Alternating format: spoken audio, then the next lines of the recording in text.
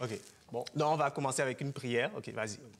Seigneur, notre Dieu, notre Père, merci Seigneur pour l'opportunité de cette école du sabbat. Merci pour la leçon 8. Merci pour plus d'apprentissage de ta parole. Aide-nous, Seigneur, à cette discussion. Aide aussi, bénis-nous et bénis à chaque auditeur et auditrice qui sont en train de nous écouter. Pardonnez notre péché. Aide-nous, Seigneur. Donne ton Saint-Esprit. C'est ça que je demande au nom du Seigneur Jésus. Amen. Amen. Donc, on va lire Jean, chapitre 5, à partir du verset 17. 17. Oui. OK. Ça dit aussi. Pendant Jésus leur répondit, « Mon Père est à l'œuvre jusqu'à présent. Moi aussi, je suis les œuvres. » OK, parfait. Donc, dans la même idée, continue au verset 20. 20. Jean 5, 20 dit, « En effet, les pères aiment les fils et lui montrer tout ce qu'il lui-même fait. Et il lui montrera des œuvres plus grandes que celles-ci, afin que vous soyez dans étonnement. » Donc, verset 36 maintenant, Ivan. Okay, 36, 5, Oui. 36, ça nous dit aussi. « Pour ma part, j'ai un témoignage plus grand que celui des gens. Ce sont les œuvres que le Père m'a données, accomplir ces œuvres, même que j'ai fait témoigner à mon sujet, que c'est le Père qui m'a envoyé. » OK, donc, dans ces versets, Ivan, Jésus parle constamment d'un élément. Qu'est-ce qu'il mentionne constamment dans ces versets-là, selon toi? Selon ce qu'on vient de lire, Oui. il montre que Jésus montre que lui avait une connexion avec le Père. Et c'est le Père qui l'a envoyé à lui, à nous, à nous montrer comment faire, comment vivre les actions et que nous pouvons avoir la repentance aussi. Donc, ça nous montre le lien de Jésus, Dieu et Dieu Père. OK, parfait. Donc, ici, quand on voit les trois versets qu'on vient de lire, il y a clairement une collaboration très proche entre Jésus et son Père. Ouais. Et il le mentionne, il met l'emphase là-dessus constamment. Maintenant, on va lire quelques autres versets qui vont toujours dans le même ordre d'idée. Mauvais sens. Donc, on va tourner notre Bible maintenant dans le livre de Jean toujours. Et maintenant, on part au chapitre 10. Jean chapitre 10. Et toujours dans la dimension de la collaboration, Jean chapitre 10, les versets 24 et 25.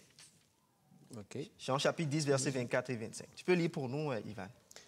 Les Juifs étonnèrent et lui dit, « Jusqu'à quand tiendras-tu notre esprit en suspens? Sais-tu et le Christ? Dis-le-nous franchement. » Jésus leur répondit, « Je vous le dis, et vous ne croyez pas les œuvres que j'ai faites au nom de mon Père rendent témoignage de moi. » OK. Donc là, il part un peu plus loin. Il a parlé de la collaboration étroite qu'il avait avec son Père. Là, il met encore l'emphase là-dessus, n'est-ce pas? En parlant du fait que les œuvres qu'il fait sont un témoignage qu'il vient du Père. Je vais lire les versets 37 et 38. Toujours dans cette mémoire d'idée, il dit, « Si je ne fais pas les œuvres de mon Père, ne me croyez pas. Mais si je fais quand même, vous ne me croiriez point. Croyez à ces œuvres afin que vous sachiez et reconnaissiez que le Père est en moi et je suis dans le Père. » Ouais, Jésus essaie de montrer l'union du Père et le Fils à ce moment-là. On voit que sont Dieu quand même. Mais un était venu à terre pour nous donner l'espoir, le salut. Et ça montre que aussi l'intercession après. Ouais, parce que Dieu intercède pour nous aujourd'hui. Quand on fait la prière, quand on demande le pardon, Oui. quand on va faire la conversation avec, c'est lui qui intercède pour nous vers au Père aussi. Donc, Christ fait cette œuvre d'intercession. Et encore une fois, comme on voit Jésus, il pointe à ses œuvres comme une preuve irréfutable qu'il vient du Père. Ouais. Donc, si on relit le verset 38, il dit, « Mais si je l'ai fait, quand même vous ne me croirez point.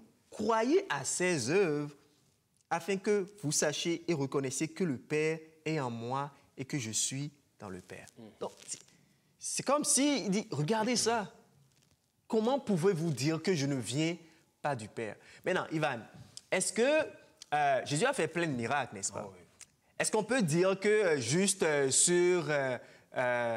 se basant sur les miracles, on peut croire à un prophète? Est-ce que c'est le seul élément? Hein? Non, ce n'est pas seulement cet élément-là. Parce que la leçon nous montrait aussi qu'il y avait des autres prophètes, des faux prophètes, Oui. qui font des miracles. Et la Bible en parle, beaucoup de faux prophètes, même du temps de Jésus, n'est-ce pas? Oui, même aujourd'hui. Même aujourd'hui, oui. Aujourd'hui, on peut voir ça. Les gens qui utilisent la parole de Dieu pour faire des choses. Et écoute, après ça, on parle dessus des prophéties. La parole de Dieu nous montre les prophéties du passé qui étaient accomplies littéralement. Et à plus, on a des prophéties futures qui vont arriver. Et une des choses, c'est des faux prophètes. Oui, qui prophétisent. Qui va faire et plusieurs de choses. Exactement. Mais écoute, Jésus, il a montré quoi? Il fait des œuvres, des prophéties. Et sa vie montrée, sa manière de vivre, elle montrait littéralement qu'il lui était digne. Donc, ce n'est pas juste vraiment les actes, les miracles et tout. Il y a toute la dimension de la vie, de ce que Jésus dit, de sa vie. Donc, il y a tout ça qu'il faut prendre en considération. Oui, ce n'est pas seulement une chose, fais que je te dis, mais fais pas que je fais. Ah, bon, excellent. Ouais. Jésus, ça ne marchait pas comme ça. Il disait, écoute, fais que je dis, et si tu avais des doutes, regarde-moi. Donc, il y avait une cohérence entre sa vie, ce qu'il disait, et aussi les œuvres. Et c'est intéressant, hein, je pense que ce principe-là, on le trouve dans Deutéronome 13, versets 1 à 5. Parce que la leçon parle des signes, des œuvres et des miracles de Jésus. Je pense qu'il faut bien comprendre le contexte complet. Là, Deutéronome, chapitre 13, versets 1 à 5. On peut tourner là. Deutéronome 13.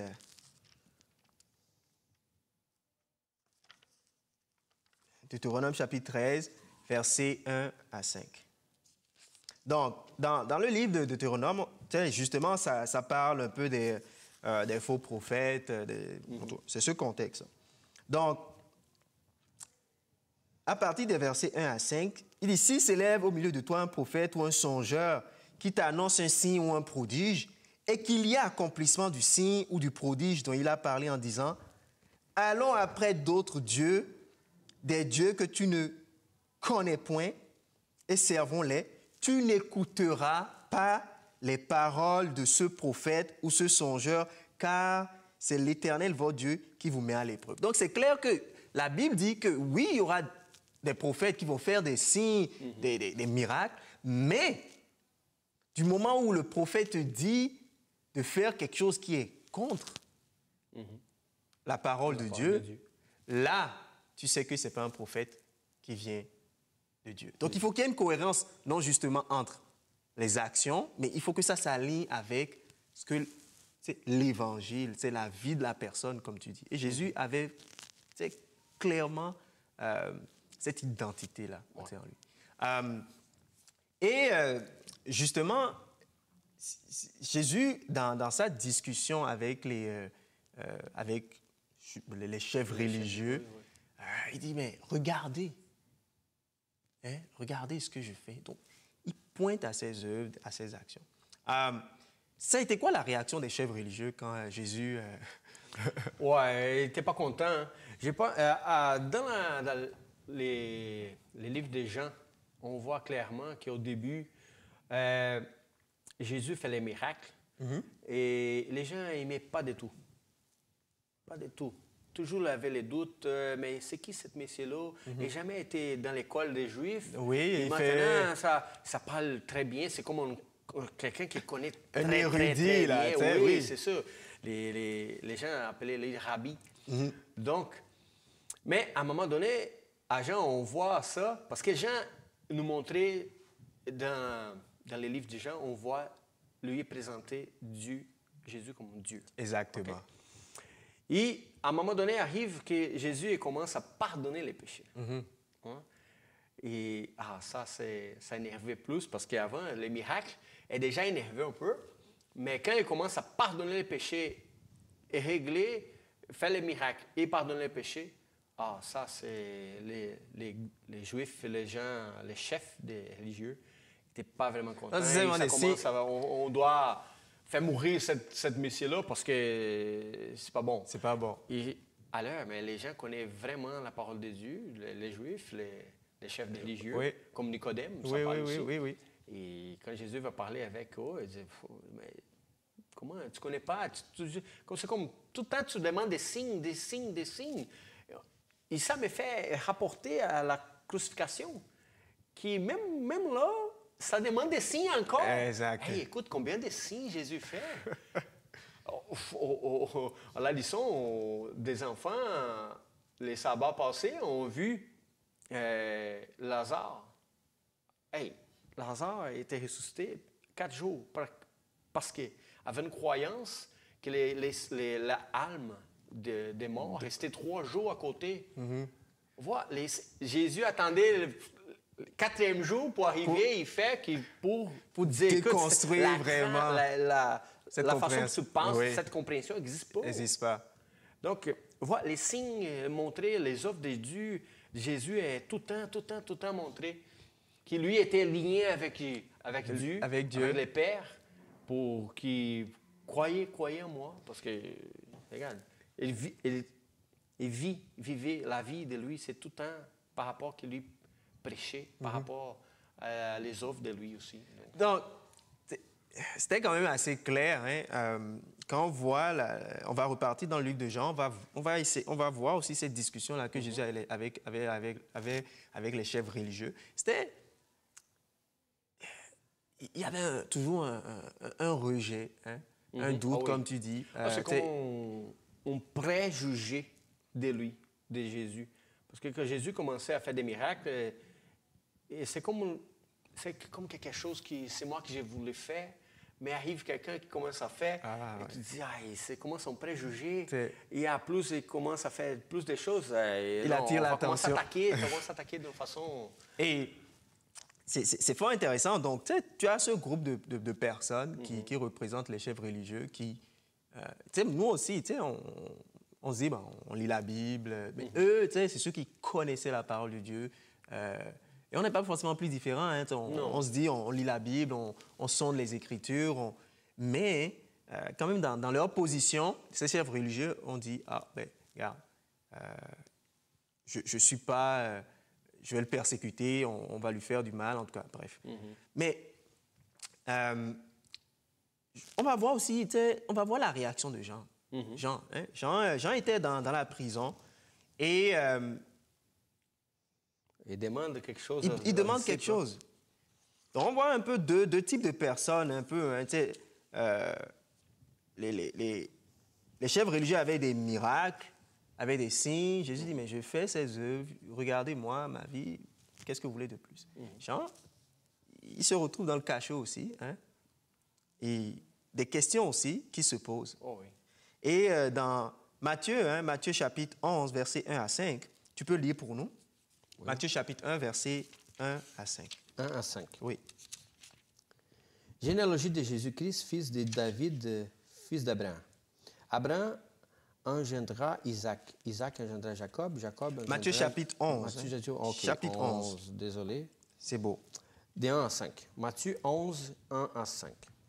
Lorsque Jésus a achevé de donner ses instructions à ses 12 disciples, il partit de là pour enseigner et prêcher dans la ville du pays. Jean, ayant entendu parler dans sa prison des œuvres du Christ, lui fit dire par ses disciples, « Es-tu celui qui doit venir ou devons-nous attendre un autre? » Jésus lui répondit, « Allez reporter à Jean ce que vous attendez et ce que vous voyez. Les aveugles voyaient, les boiteux marchent, les lépreux sont purifiés, les sourds entendent, les morts ressuscités.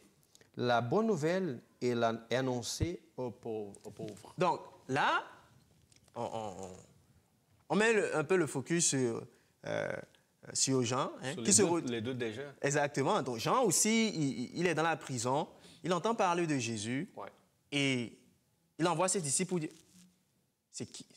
Est-ce que tu es celui qu'on attend? Et ici, Jésus lui donne les signes, justement, et les miracles. Que les autres allaient porter à Jean. Exactement. Et Jean, quand on lui rapporte ça, il dit, ah, OK.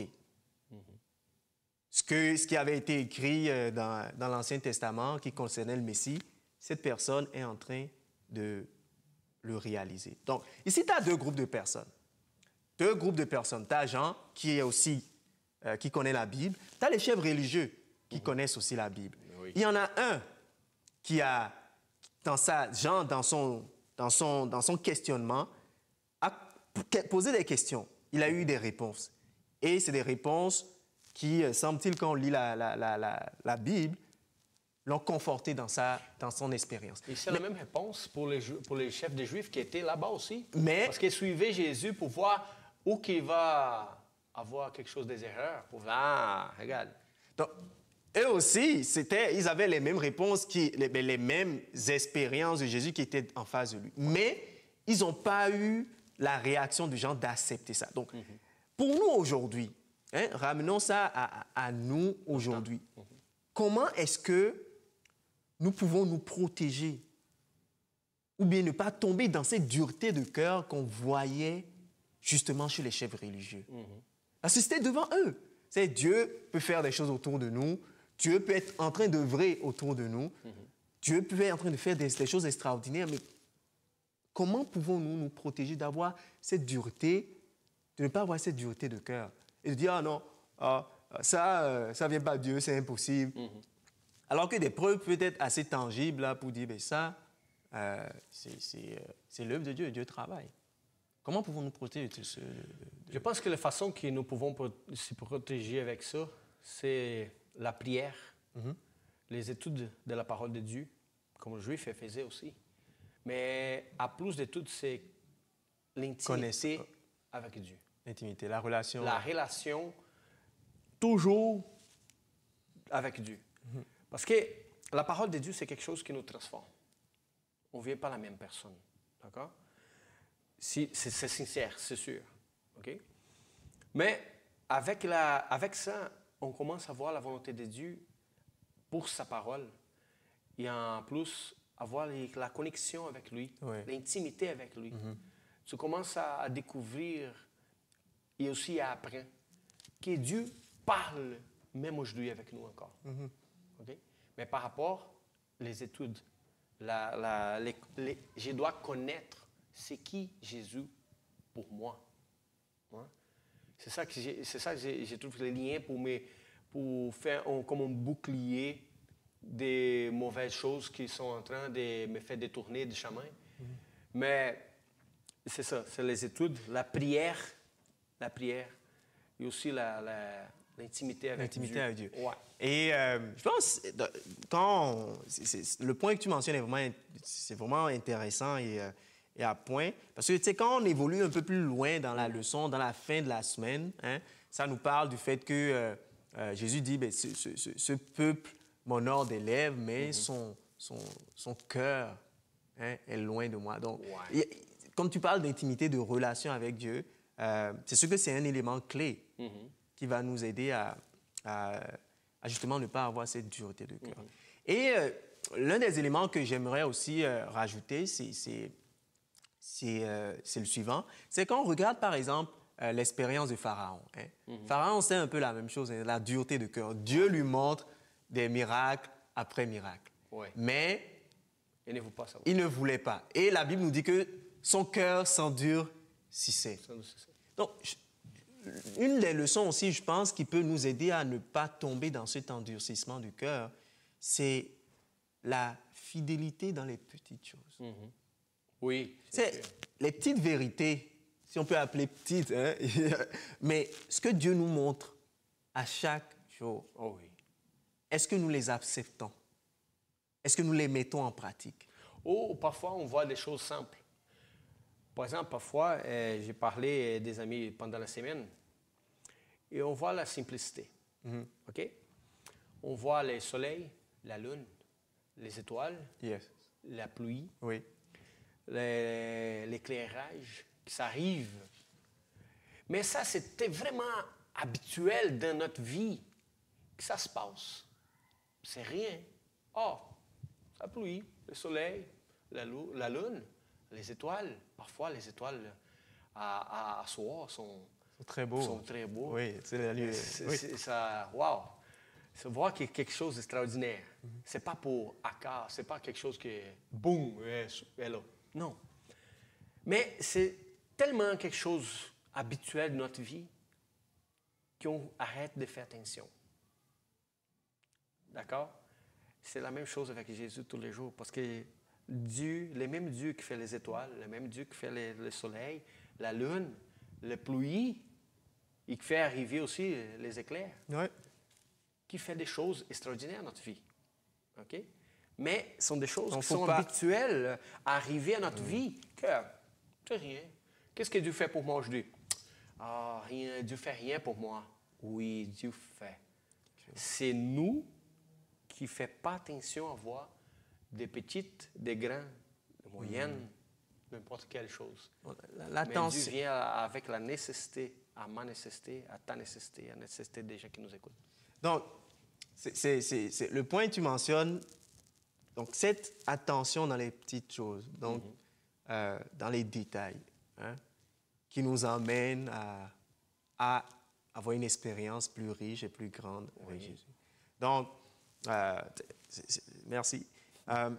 Et je pense que le dernier élément, là, on va voir ça, c'est 2 Timothée 3, versets 16 et 17. Donc, comment nous protéger contre la dureté de cœur que nous pouvons voir chez ces chefs. Pourquoi nous n'allons pas tomber dans le même 2 Timothée 2 Timothée 3, 3, versets 16 et 17. 16, 17. 2 Timothée 3, versets 16 et 17. Ça nous dit, toute écriture est inspirée de Dieu, utile pour enseigner, pour convaincre, pour corriger, pour instruire dans la justice, afin que l'homme de Dieu soit accompli et propre à toute bonne œuvre. Donc, c'est toute écriture. Et l'un des enjeux qu'on pouvait voir aussi avec les chefs religieux, c'est que Jésus ne cadrait pas dans ce qu'ils s'attendaient du Messie. Ils attendaient un Messie qui allait remettre la nation juive au-dessus des Romains, les délivrer. Mais du fait que Jésus ne cadrait pas dans ce moule, c'était impossible que ce soit le Messie. Mais la Bible ne donnait pas d'éléments comme ça pour dire que Jésus allait, le Messie allait venir. Et, la Bible ne donnait pas d'éléments de ce genre. La Bible disait que le Messie allait plutôt souffrir. Ouais. Donc, ils avaient leur compréhension, leurs lunettes pour voir la parole de Dieu, mais ils n'ont pas laissé justement la vérité prendre le dessus, au-dessus de ce qu'ils comprenaient, mais de ce qu'ils voyaient. Je pense qu'on peut tomber aussi dans le même piège, hein, Ivan. Mais oui, ça me fait porter une image. Comment on peut installer une toiture sans la fondation? Impossible. Comment on peut installer, comment Dieu peut installer à ce moment-là un royaume sans sauver les gens? Impossible. Donc, Jésus a besoin de sauver les gens. Après, installer son royaume. Mais les gens étaient vraiment fatigués de la vie, fatigués de la pression romaine. Ouais. Que quand Jésus commençait à faire des choses, ils disaient, waouh, il va nous sauver. C'est vrai, Jésus sauvé, mais pas de la manière qu'il voulait. Tu comprends? Ouais. Ce n'est pas notre manière parfois que Jésus nous répond. Exactement. Jésus répond, mais est-ce que je voulais, c'est bon pour moi-même? Je peux penser que oui, mais je regarde, Dieu, je vois jusque-là, Dieu voit plus loin. Donc, on veut une méthode, une séquence à faire des choses. Et c'est ça, hein, et donc même nous aussi aujourd'hui, si nous comprenons nous avons une certaine point de vue par rapport à des sujets de la Bible, si c'est ce que nous pensons que c'est le cas. Mais quand on nous vient avec la vérité, nous devons avoir l'humilité de dire, ce que je croyais qui était peut-être la vérité, elle ne l'est plus. Ouais. Surtout si c'est basé sur les Saintes Écritures et c'est démontré. Ouais. Mais les chefs religieux, ils n'ont pas... on voit que ça ne marchait pas. Non. Donc, je pense que nous devons faire attention à ça. Être, comme tu dis, la relation avec Dieu, laisser la parole de Dieu avoir l'autorité qu'il faut dans notre vie. Ouais. Parce qu'on parle de l'autorité de la parole de Dieu, mais est-ce qu'elle a l'autorité dans notre vie? Oui, c'est quelque chose qu'on a déjà parlé avec ça. C'est plusieurs prophètes, plusieurs religions aujourd'hui à amener la leçon à notre, jour quotidien. On voit que c'est plusieurs religions qui existent. Et on voit que c'est comme son fast-food, c'est ma volonté. Mm-hmm. OK, bon, j'aime pas donner les dîmes et offrandes. J'ai allé dans une église aujourd'hui qui ne dit pas que j'ai besoin de donner les dîmes et offrandes. OK, j'aime pas aimer les sabbats, je travaille les sabbats, je fais de l'argent à samedi. Je ne peux pas arrêter de travailler samedi. Ouais. Bon, il existe une religion qui est garder le dimanche. Bon, je vais là-bas parce que ça me convient. Exactement. Ouais. C'est quelque chose que ça me convient. Mm. Mais il est convient de Dieu. Et où? Ouais. Comprends? Ouais. Parce que Dieu voulait une transformation. Je dois être transformé. Et Dieu va s'occuper de moi. Ouais. Ouais. Donc, c'est quelque chose que c'est ma volonté, c'est pas bon. C'est moi. Non, c'est Dieu. Si on continue dans la leçon, justement, l'un des points qu'on a mentionné dans nos discussions, c'est justement l'autorité des Saintes Écritures au-delà, dans notre vie, et au-delà aussi de nos schémas de pensée. Quand la Bible nous dit « voici la direction, nous devons y aller ». Et on va voir un peu dans le livre de Jean, justement dans le sujet de l'autorité de la parole de Dieu, comment les prophéties sont un élément qui montre que la Bible est un livre qu'il faut prendre au sérieux. La Bible est un livre auquel on peut croire. Ouais. Donc, on va voir quelques éléments dans le livre de Jean. Donc, on va tourner notre Bible, ouvrir notre Bible dans le livre de Jean, chapitre 13, verset 18. Jean, chapitre 13, verset 18. Donc, tu peux lire pour nous Jean, chapitre 13, verset 18, Ivan. OK. Jean 13, 18, dit cela. « Ce n'est pas de vous tous que je parle. Je connais ceux que j'ai choisis. Mais il faut que l'Écriture s'accomplisse.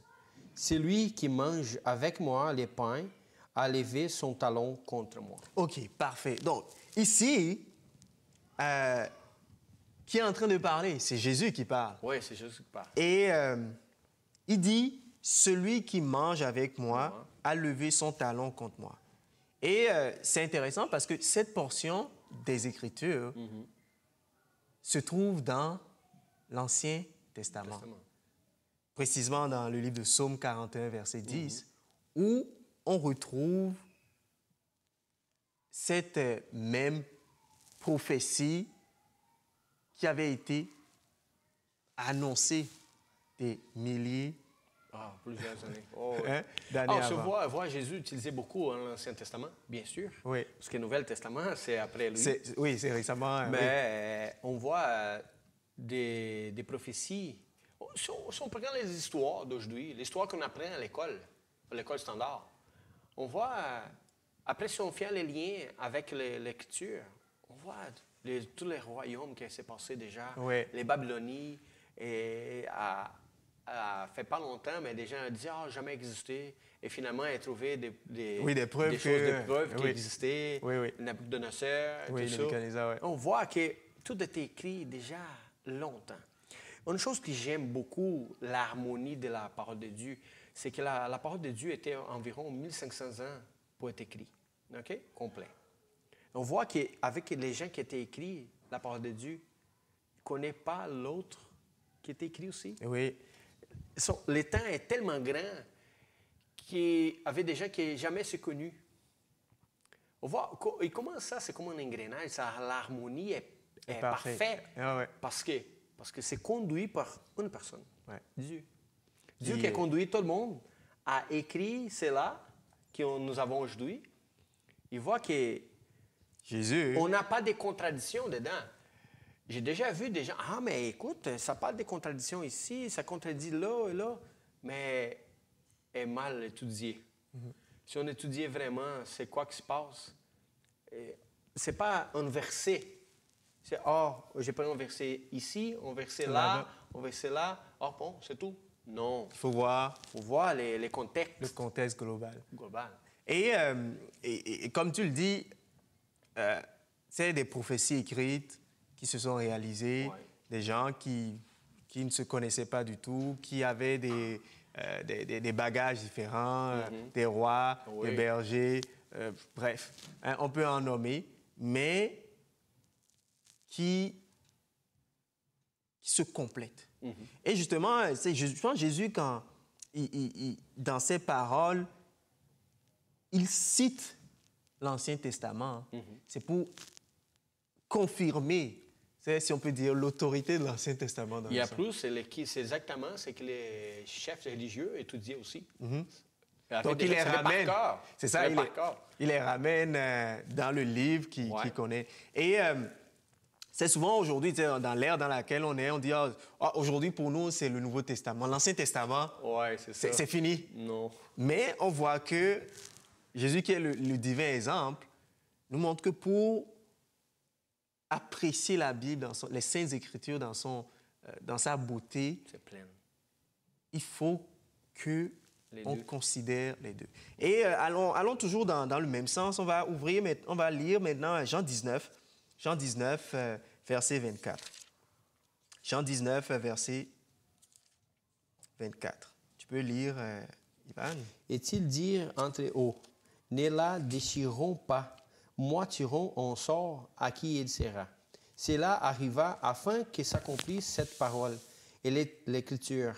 Ils se sont partagés mes vêtements et ils ont tiré au sort ma tunique. Voilà ce qu'ils feraient les soldats. Donc, le verset, ils se sont partagés mes tuniques, ils ont tiré. Ça se retrouve dans Psaume chapitre 22, verset 18 ou 19, dépendant de la version qu'on utilise. Donc, là encore, Jésus confirme. Qui était déjà écrit avant. Exactement.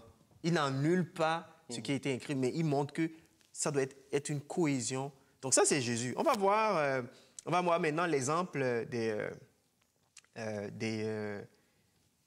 va voir un autre exemple dans Jean 5, versets 39 à 40. Donc, si on ouvre notre Bible dans Jean 5, on est toujours dans Jean, hein, c'est là que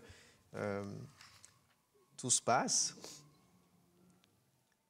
Donc, dans Jean 5, versets 39-40, ça dit « Vous sondez les Écritures parce que vous pensez avoir en elles la vie éternelle. Ce sont elles qui rendent témoignage de moi. Et si on lit le verset 46, Jésus il dit « Car si vous croyez Moïse, vous me croirez aussi parce qu'il a écrit de moi. » Encore une fois, Jésus ramène à l'Écriture. À Moïse. À Moïse. À plus parce que Moïse, c'est vraiment un grand quelqu'un qui écrit, grand prophète. On doit suivre. Exactement. Et tout correct. Ouais. Donc, Jésus pose la table. Tu sais, il dit, les Saintes Écritures, là, les prophéties qu'on voit justement dans l'Ancien Testament se sont accomplies dans le Nouveau Testament. Et je ne sais pas pour toi, mais moi, quand j'ai commencé à étudier la Bible, les prophéties étaient un sujet vraiment fascinant. Oui, c'est surtout fascinant. En plus, les prophéties qui vont venir, le futur. Quand on voit ça, c'est fun parce qu'on regarde la prophétie et le passé, avec l'histoire, comme je disais tout à l'heure, on peut voir, wow, wow, c'est vrai. La Bible disait ça, mais ça passait ça. Wow, Est-ce qu'on peut croire? Wow. Et en plus, on voit, jamais avait des erreurs dans les prophéties. La prophétie, elle a été écrite comme ça, comme ça, comme ça. Ça s'accomplit, comme ça, comme ça. Ça s'accomplit. Oui, oui. Bon, avec ça, on doit faire très attention parce que la prophétie, ça continue pour le futur. Et le futur, ça dit, Jésus revient. Oui. Donc, on doit être prêt. Il faut être prêt. Donc, si la prophétie a été vraie dans le passé... Ouais. Pourquoi pas vrai dans le futur? Le futur. En plus, Jésus dit, OK, il va venir chercher qui? Qui avait les témoignages de lui. Garde ton commandement, son commandement. Mais oui. et c'est quelqu'un qu'il va venir chercher qu'il connaît. Et qui connaît lui aussi. Exactement. Donc, il ne va pas venir chercher quelqu'un qu'il ne connaît pas. Parce qu'à ce moment-là, qu'il ne connaît pas, il va dire, écoute, viens de ce côté-là parce que je ne te connais pas. Exact. Ah, mais Seigneur, j'ai fait des miracles. Ah oui, ça, on en parlait au début. Oui, OK, mais je ne te connais pas. Je ne te connais pas. Viens à côté. Donc, tu sais, on voit, tu sais, quand on voit dans cette leçon, la leçon met l'emphase sur les prophéties, tu sais, sur l'importance des prophéties du Messie, qui assoit vraiment l'autorité de la parole de Dieu. Parce que ces prophéties te montrent que la Bible, inspirée, c'est un livre à part. Si on continue, hein, Ivan, je faisais des recherches, je me suis rendu compte qu'il y a à peu près, en tout cas, les érudits disent qu'il y a à peu près 300 prophéties sur le Messie. 300. Il y en a plein.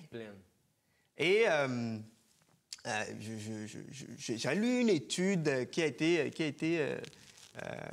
faite par un professeur. Et le professeur, il s'appelle Peter Stone, en tout cas pour les auditeurs qui... aller chercher. Oui, ça, qui nous écoutent. Et il a pris 600 étudiants. Hein? Et sur ces 600 étudiants-là, il a pris environ, selon ce que le document me dit, il a pris environ 8 prophéties qui concernent Jésus. Donc, il a pris 8 prophéties sur le Messie. Et il a demandé à ses étudiants de calculer la probabilité que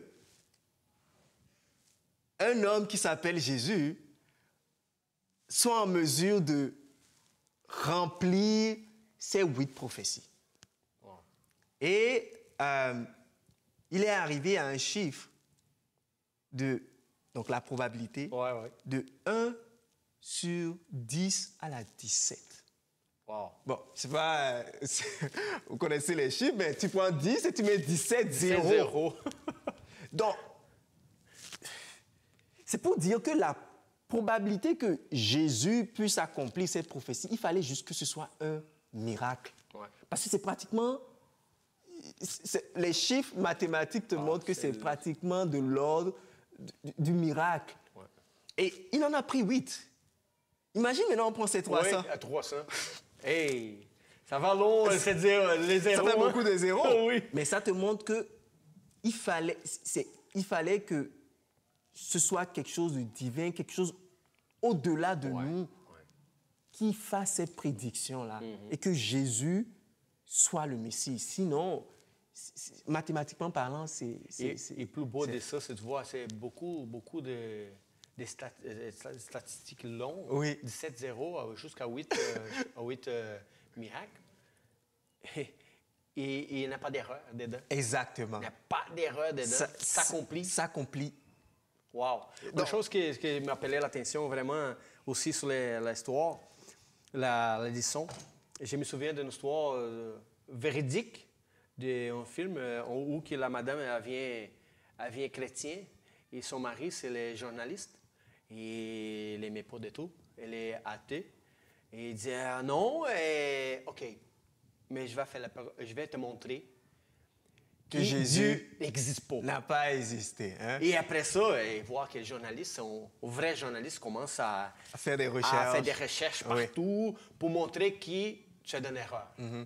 Ça arrivait, je ne me souviens pas le nom du film, mais ça arrivait que lui, finalement, est tombé chrétien enfin, à cause qu'il essayait de prouver l'autre Dieu n'existe pas. Donc, il était arrivé tellement sur des bases d'évidence. Ouais. Et je sais, peut-être qu'il a pris ces prophéties-là dans la Bible et il a commencé à se dire, Ouais. c'est quoi la probabilité qu'une personne Ouais. puisse les accomplir? Il s'est dit, ben... Même les auditeurs peut-être peuvent chercher après les noms de cette film-là et mettre sur les commentaires pour que les autres voient. J'ai aimé cette film-là, c'est tellement curieux Oui. de voir parce que les messieurs essaient de montrer, comme la leçon, ah non, ce que tu fais, c'est pas vrai, c'est quelque chose de débile. Ah, OK, je viens chrétien, tu es fou, je vais te montrer que Dieu n'existe pas. Ouais, bon, voilà. Et les jouer dans le chemin dangereux et aussi qui est porté, lui, à bon chemin. Donc, en voulant déconstruire, dire que Dieu n'existe pas, Jésus n'a jamais existé. Même que la parole de Dieu il est arrivé pas fiable. Comment elle n'est pas fiable? Étudiez là, on va voir que c'est tellement fiable. C'est tellement fiable. Donc, et je pense, l'une des choses qu'on doit retenir aussi pour nous aujourd'hui, pour nous, pour les téléspectateurs aussi, c'est que ce même Dieu qui a, avec une telle précision, déterminé qu'un homme qui s'appelle Jésus allait venir à un certain temps donné, faire des choses données, mourir et ressusciter. Si ce Dieu-là, qui est présenté dans la Bible, a été capable de faire ça avec notre vie, est-ce qu'il ne peut pas faire la même chose? Oui. Il peut, bien sûr. Nous pouvons lui faire confiance dans les détails de notre vie parce qu'il est un Dieu qui est hyper précis. Une chose que la leçon n'a pas dit, mais je trouve intéressant à dire juste pour le fun. La prophétie de passé avait dit que Jésus avait né. Il avait né dans cette terre. Oui. Mais malheureusement, qui était là pour voir Jésus? Personne. Les anges avaient appelé les bergers. Pour dire... Après ça, il vient trois magiciens. Les rois mages. Rois mages. Oui. Les rois mages venus pour voir Jésus. Donc, aujourd'hui, à nous, à téléspectateurs aussi, Jésus disait qu'il va revenir. C'est notre prophétie. Oui. Et est-ce qu'on va voir plus de gens cette fois-là? C'est ça qu'on doit penser, même pour nous aujourd'hui particulièrement. On doit faire attention parce que si toute la prophétie de la parole de Dieu s'accomplit, ça aussi, ça va accomplir. Et oui, et justement, comme on l'a vu en conclusion, les chefs religieux, la nation juive qui avait cette connaissance des Saintes Écritures n'était pas là. Nous aussi, nous pouvons dire que nous avons la connaissance, nous lisons notre Bible, mais il ne faut pas manquer ce bateau-là aussi. Oui. Et les éléments qu'on a partagés, la relation avec Dieu, l'autorité de la parole de Dieu, l'étude de la parole de Dieu, permettre à ce que la Bible ait autorité sur notre vie. Je pense que c'est des éléments qui vont nous permettre justement d'être prêts pour la seconde venue de Christ. Amen. Amen. Amen. Donc, pour conclure, Ivan, on va faire une prière. Oui. D'accord. Seigneur Dieu Tout-Puissant, nous te remercions pour cette étude que nous avons faite, qui nous montre comment c'était important pour toi d'établir qui est ton Fils. Tu as utilisé les prophéties qui pointaient à lui, Christ, le Messie, le Sauveur. Parce que justement, Seigneur, tu voulais qu'on ait cette assurance dans ta sainte parole. Merci. Donc, Seigneur, nous avons vu comment c'était difficile pour les chefs religieux d'accepter cette parole. Nous prions que ce ne soit pas le cas aussi pour nous. Que, au contraire, nous soyons comme Jean, que nous laissons les Saintes Écritures avoir l'autorité dans notre vie. Amen. Car la parole de Dieu, c'est toi qui nous parles, Seigneur Dieu. Amen. Donc, merci pour cette parole. et permets-nous de continuer à l'étudier Merci. tous les jours. En Jésus-Christ qui vit et qui règne. Amen. Amen.